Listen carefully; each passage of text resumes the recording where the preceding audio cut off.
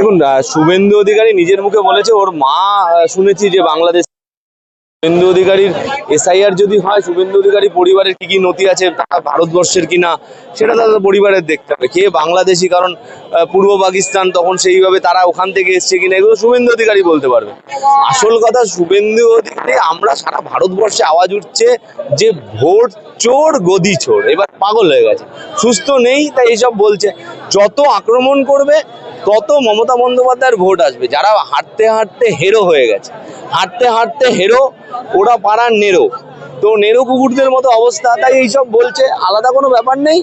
আমরা তৃণমূল কংগ্রেস প্রত্যেকটি ভোটে দিচ্ছি মমতা বন্দ্যোপাধ্যায়কে। এইসব আক্রমণ করে কেউ নেই, গ্রহণযোগ্যতা নেই শুভেন্দুর এবং বিজেপি। দীর্ঘ 9 বছর পর এসএসসি পরীক্ষা হচ্ছে, সেখানে কিন্তু শুভেন্দু অধিকারী আক্রমণ করে 50,000 টাকা একজন কোশ্চেন পেপার বিক্রি করার জন্য তার কাছে কোশ্চেন পেপার পাওয়া যাবে, সেই যে মানে যার নাম দেখা যাচ্ছে পেপারে উঠছে, ফেসবুক পোস্ট করেছিল, সে হলো শুভেন্দু অধিকারীর ঘনিষ্ঠ, বিজেপির সাথে যোগাযোগ, সে বিজেপি করে, তাকে পুলিশ গ্রেপ্তার করেছে। এর থেকে প্রমাণিত হয় যারা অযোগ্যর যে 1800 লিস্ট বেরিয়েছে তার মধ্যে অধিকাংশই তো মানে ওই শুভেন্দু অধিকারীর ঘনিষ্ঠ লোকজন।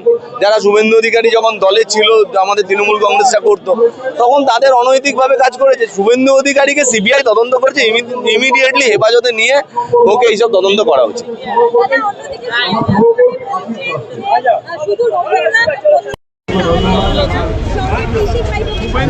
রোহিঙ্গা বলতে কি বোঝে, বা তোমরা যারা সাংবাদিক আছো তারা রোহিঙ্গা কিরকম দেখতে হয়, রোহিঙ্গা কি ভাষায় কথা বলে জানা আছে? শুভেন্দু অধিকারীর ভাই দিব্যেন্দু অধিকারী, ও কি রোহিঙ্গা? মানে ওরও কি রোহিঙ্গাদের, মানে রোহিঙ্গারা কি ওই টাইপের হয় দেখতে? আমার জানা নেই। শুভেন্দু অধিকারী ভালো বলতে পারবে, ওর বাড়িতে হয়তো রোহিঙ্গারা থাকে পাশের ঘরে, ও রোহিঙ্গাদের সাথে ঘর করতে পারে। আমরা জানা নেই রোহিঙ্গারা কিরকম হয়। সারা ভারতবর্ষে রোহিঙ্গারা যদি ত্রিপুরা থেকে ঢোকে বর্ডার পাস করে, তারপরে যদি কোথাও থাকে, এই দায়িত্ব নিয়ে স্বরাষ্ট্রমন্ত্রক, আমাদের স্বরাষ্ট্রমন্ত্রী অমিত শাহর পদত্যাগ করা উচিত। কি করে অন্য দেশ থেকে বর্ডার ক্রস করে ঢুকছে? ইলেকশন যত এগিয়ে আসছে, ইডির সক্রিয়তা আরো বেড়ে যাচ্ছে। আজকে 22 জায়গায় ইডির ছাপা, কি বলবো? আরে ইডি যত এগুলো করবে তত তৃণমূল কংগ্রেসের ভোট বাড়বে। রাজনৈতিক প্রতিহিংসার চরিতার্থ করার জন্য ইডি সিবিআই এগুলো করছে, এগুলো এখন দিনের আলোর মতো পরিষ্কার।